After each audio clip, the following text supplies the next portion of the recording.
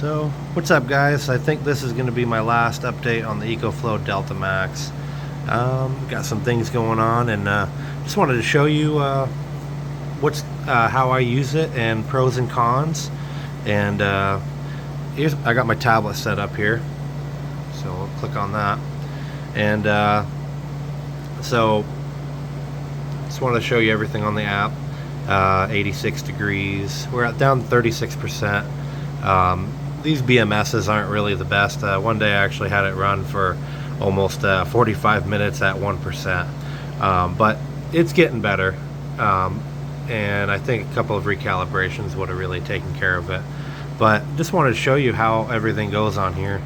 I've got the AC port on. I got an output of 1103. Input, I've actually got solar. Sitting at 710 watts. I've got an 800 watt array that I'll show you here in a moment. No AC coming in.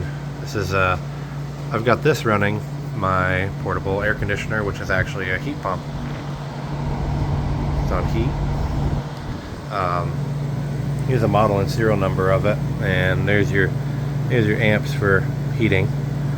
So about 1150 watts right there.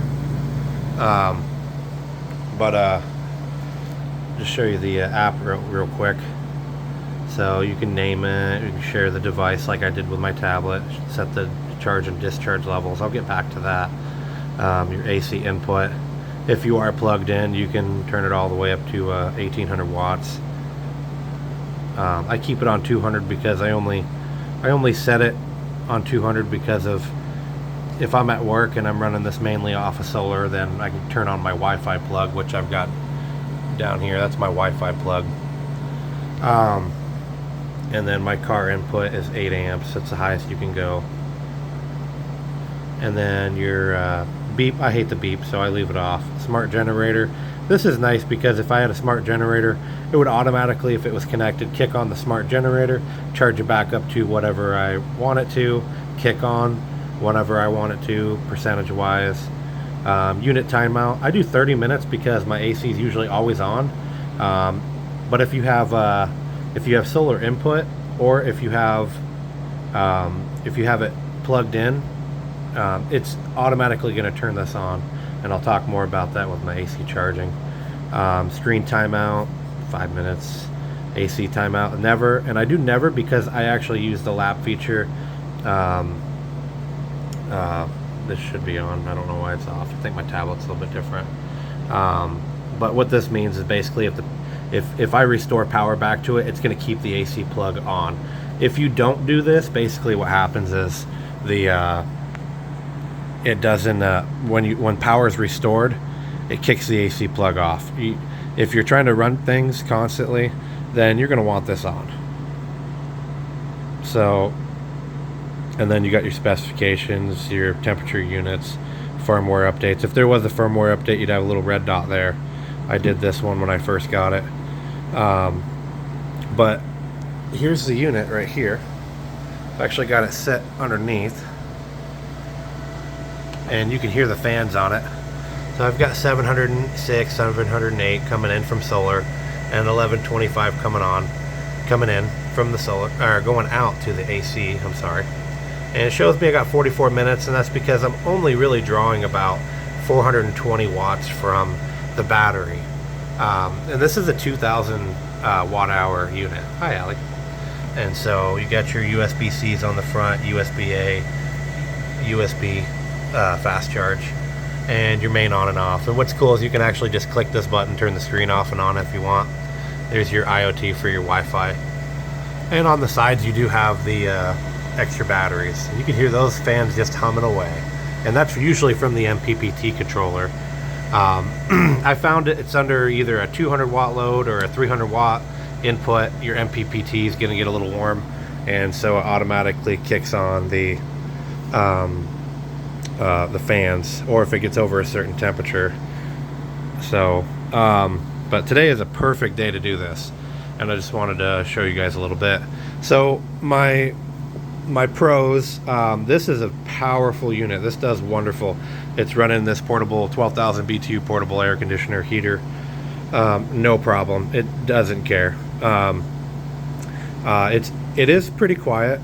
My wife sometimes does complain about it, but for the most part, she doesn't really know it's on.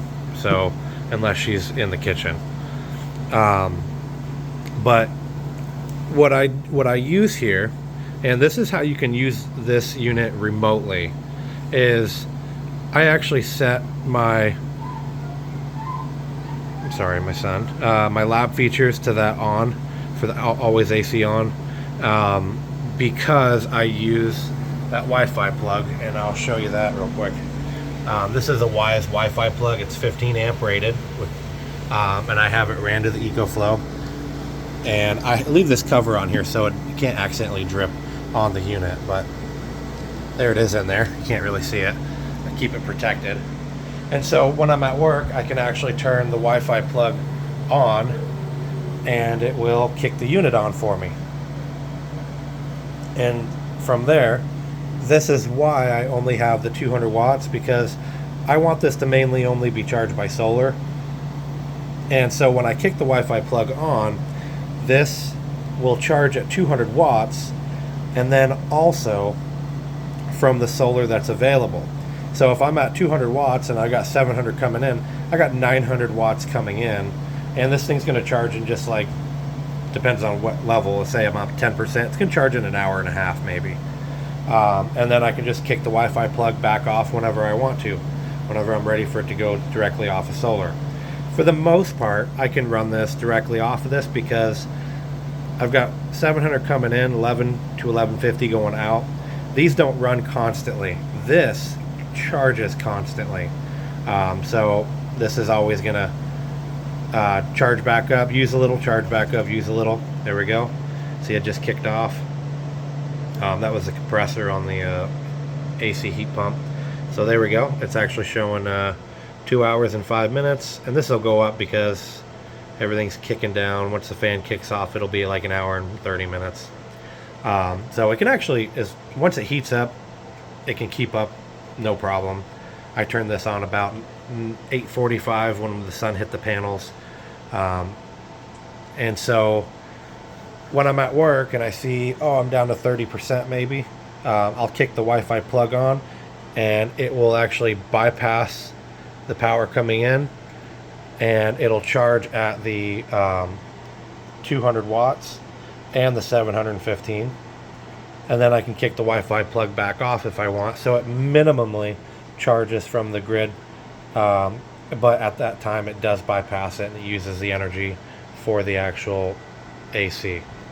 And what I've got out here is I did upgrade the XT60 to a 12 gauge. This is a bigger XT60. Don't mind this. This was temporary. And I got the cord going up to my two 250 watt Trinas and 300 watt Renegys. I'll zoom in a little bit for you so you can see that. And so basically the two Trinas are in series together, and the three Renegys are in series together. And the voltages actually match perfectly. I got very lucky across there. I'm getting about 60 to 65 volts with a load, 75 volts open circuit right off of that. So it was actually a perfect match. That's 800 watts, perfect right there. I actually got the two Trinas for about 95 bucks a piece from a local marketplace, and the 100 watt panels, got those from Renogy through my advocate group. But I got it coming right in, and it comes right through the window there and into the EcoFlow Delta Max 2000. This has been a nice unit. It really has.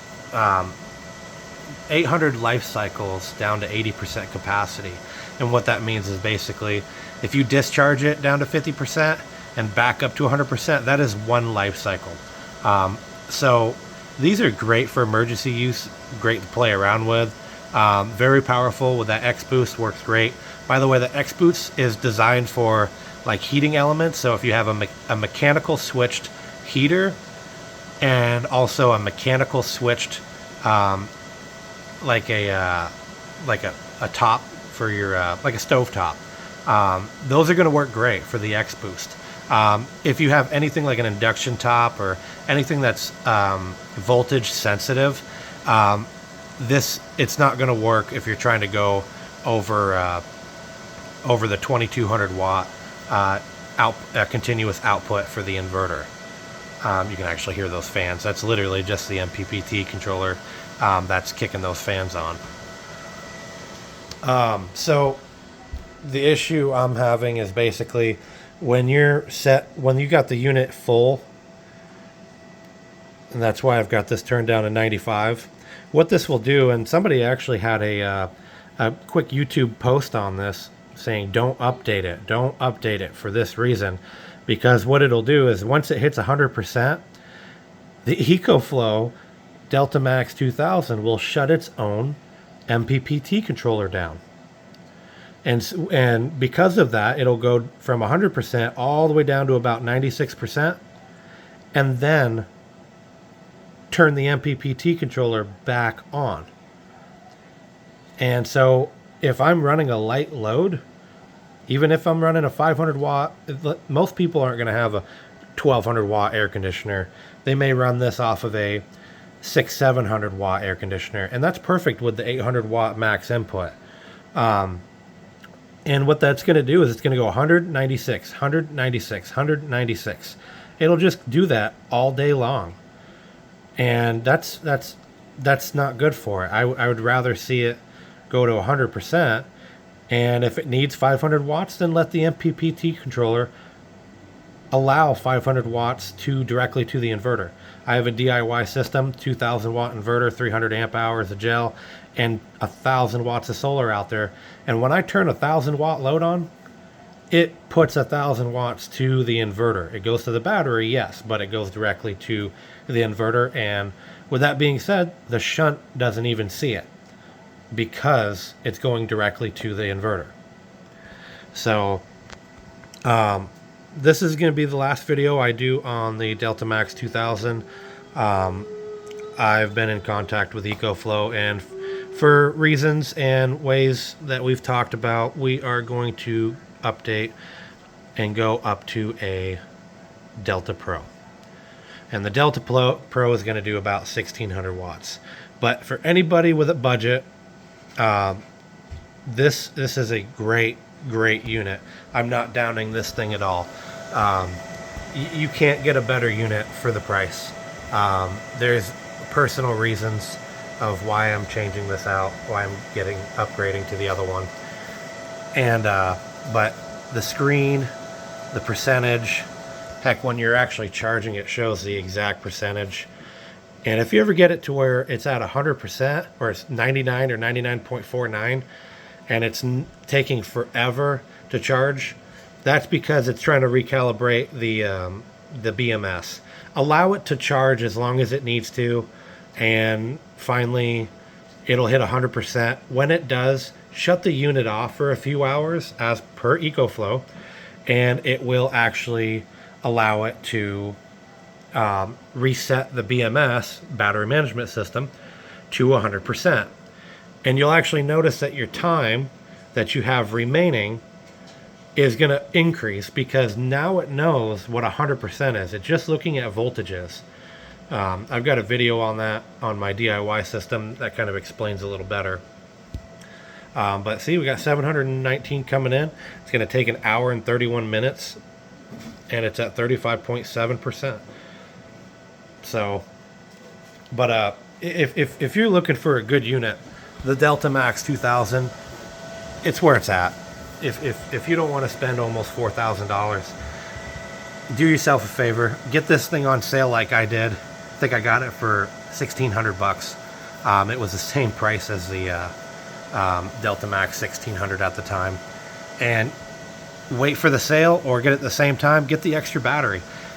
That alone, you got 800 watts of input, and you've got 4 kilowatt hours of battery storage. And that's amazing. You can go up to 6 kilowatts. This is an impressive unit. Don't let anybody tell you, oh, the battery sucks, oh, the output sucks, the input for the solar sucks. No, 800 watts of input for your solar. and a 2200 watt inverter. Everything built into this thing, it's worth every penny. I actually was going to do a Bluetti AC 200 Max, same exact price at the time, and I didn't, because I heard of the support.